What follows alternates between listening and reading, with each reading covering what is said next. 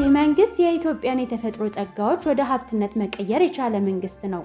ኢትዮጵያ ያላትን የሚታረስ መሬት ጦም እንዳያደር በማድረግ ተገቢውን ግብዓትና ቴክኖሎጂ ተጠቅሞ በጋ ከክረምት በማምረት የምግብ ሉዓላዊነትን ማረጋገጥ ችሏል። እንዲሁም የእንስሳት እርባታ ላይ አተኩሮ በመስራትም የኢትዮጵያን የስጋና ወተት አቅም አሳድጓል። የአትክልትና ፍራፍሬ ፍላጎትን በሀገሪቱ ለማሟላት ብዙ ሰርቷል። ሌላው በተለያዩ የኢንቨስትመንት መስኮች ኢንቨስት ተደርገው ለወጣቱ የሥራ ዕድል ተፈጥሯል።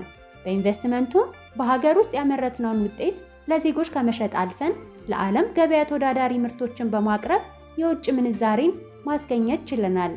የኢትዮጵያን የተፈጥሮ ጸጋዎች የከርሰ ምድርና የገጸ ምድር ሀብቶችን በመለየት ወደ ተጨባጭ ሀብትነት መቀየርም ተችሏል።